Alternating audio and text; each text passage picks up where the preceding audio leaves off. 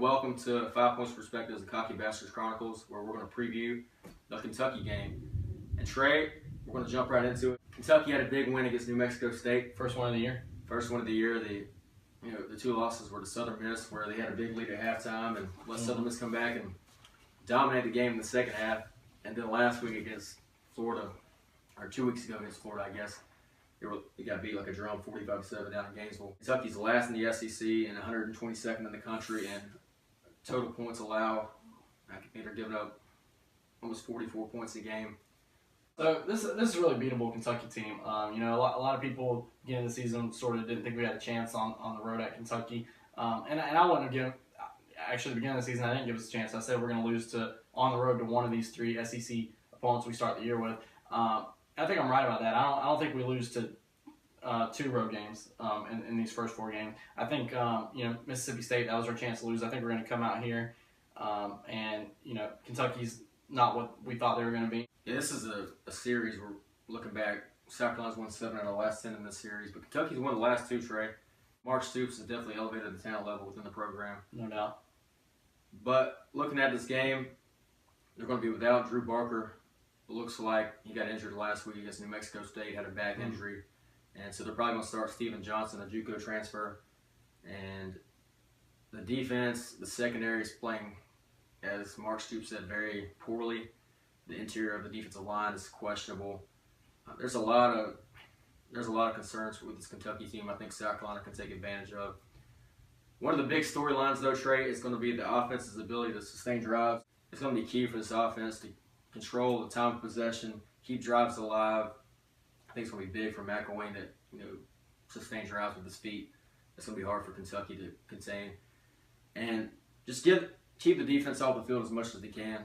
Last week, as we touched on our ECU recap, we were able to, the turnovers allowed us to lose the time possession battle, and our defensive strategy, we didn't really mind giving up a lot of yards to ECU as long as they didn't score. But I think this week we've got to come out and, if not dominate the time possession, at least keep it close. I think on the road it's sort of a different story. Williams-Brice sort of gave us the boost, I think, in the red zone to sort of keep them out. But if we go to Kentucky and we have several 3-and-outs like that, and our defense is on the field, in that, I don't really think Lexington's going to be a hostile environment. Yeah, I don't think Commonwealth Stadium. I think they're kind of ready for basketball season now already. And, I don't know if the crowd's going to be too much of a factor. I could be wrong, but they're 1-2. Yeah, I don't know if many people will show up to the game, but I mean honestly. But that being said, we're still on the road, still not a home game. Kentucky's a team that, dating back to the Louisville game last year, that has given up over 200 rushing yards per game. 7 out of the last 9 games they've given up over 200 yards rushing a game. So that'll be key if South Carolina can run the ball and sustain drives, eat the clock up. And this is definitely a defense you can do that against. The second big storyline of the game is limit the big plays, kind of like we did last week against East Carolina. We said they only had 3 big plays. And the big playmaker for this Kentucky offense is Boone Williams, their running back. Last week he had over 180 yards rushing. He's their go-to guy, their bell cow on offense, and they're going to really rely on him. So if we can limit the big plays of Boone Williams and the rest of the running back core, then I think we'll be well on our way to getting a victory against Kentucky. Yeah, and I think another key, this sort of goes back to the whole time of possession discussion we were having, but I think sort of the flip side, not only does your offense have to stay on the field, but your defense needs to get itself off the field to win the time of possession battle. And I think what's going to be really big is, sort of stopping the big plays on third down, stopping them from moving the chains. That brings us to our X factors and our score predictions. Zach, a lot of people are predicting this to be a close one. I actually came pretty close last week with my score prediction. I said it was going to be. I said 20-18. It ended up being 20-15. Maybe if they kicked another, made the field goal. The one that was blocked, if you would have made that, you would have been dead on. Would have been dead on. Shoulda, woulda, coulda. But this week, I'm going to be a little more adventurous with my score prediction. Not to say that it can't be a close game. We've played Kentucky close the past few years, but I really think this week we have a breakout performance and we beat them 35-10. I think our offense finds a rhythm against this very bad Kentucky defense. And I think our defense limits their scores. It plays very well in the red zone. We get a couple of turnovers, and I think we have a comfortable margin of victory. The first X factor is going to be score early. Like we did last week, we came out, we scored 17 points in the first 5 minutes. I think if we can do something similar, if we can get up early, sort of, I would say quiet less inning crowd, but really I think, they'll be pretty quiet either way, but more like getting them to leave the stadium early. If we can make their fans leave in the first quarter, I really think that'll sort of help shift the momentum our way. Obviously, like we talked about earlier, we're going to have to sustain drives. We can't come out, score early, and then stop scoring sort of like we did last week. But if we can, put up 14, 17, 21 points in the first quarter, and then sustain some drives after that, I don't see why we can't, beat Kentucky and beat them comfortably. And my second X factor, I sort of hinted on it when I was just talking about, but I think we really need to continue to keep the turnover margin in our favor. The first two SEC games on the road, we lost the turnover battle. Somehow we dug ourselves out of a hole at Vanderbilt and still won despite that. But it's really what saved us last week, and I think this week, if we're able to get some turnovers, and limit our own turnovers, that's going to be big in us, winning this game. What do you think, Zach? Yeah, I hope it's 35-10. That'd be nice. I'm going to say it's a little bit closer than that. 21-17, South Carolina. That's my prediction. It's usually pretty close, Trey, when South Carolina goes to Lexington. I think there's only been one time the last 5 trips that it's actually been a blowout in our favor. It's usually a touchdown or less game. A couple of X factors. Number one is the running backs.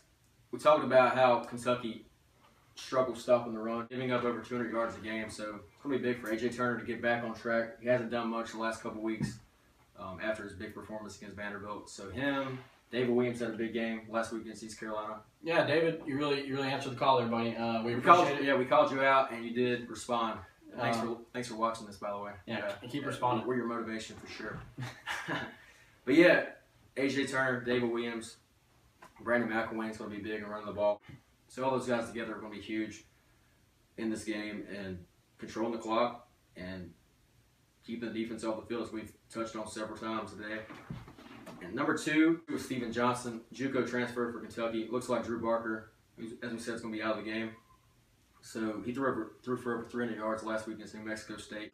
I'm not really sold on his ability to throw the ball, Trey. New Mexico State's defense they're one of the worst in the country. And so what Kentucky did last week on offense is not any indication of what they can do this week against us. So keeping Johnson in the pocket, forcing him to throw the ball, not letting him scramble around, because we saw what Nick Fitzgerald did to us as far as running the ball goes.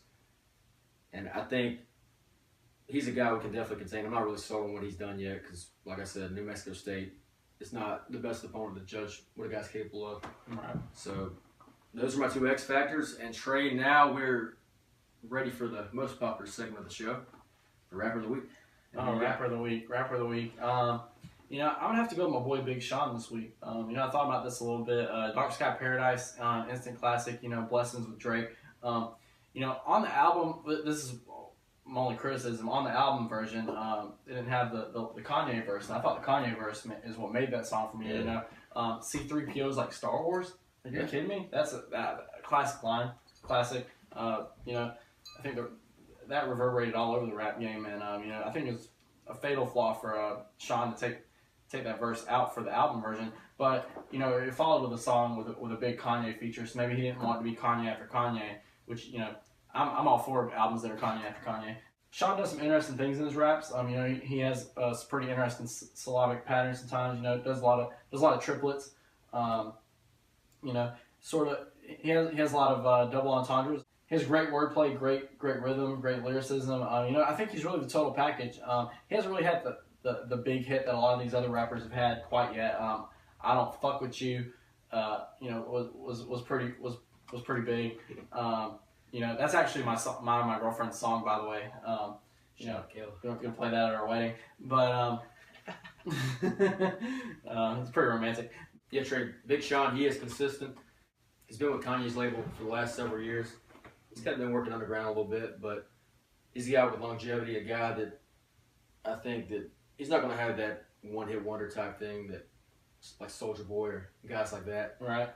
He's in it for the long haul, and he's going to gradually get better. And he's picking up steam. The ball's starting to roll for him a little bit, and I think he's probably your best pick yet. in my opinion. Really? Yeah. And folks, that's going to do it for this episode of 5 Points Perspectives, the Cocky Bastards Chronicles, where we preview Kentucky game. And next week, we'll recap this game and look ahead to Texas A&M, a team that we've struggled with in the past, but we look to return the favor. That's And right. it'll be at home, a 5-week homestand, or a 5-game homestand, rather. And go Cox.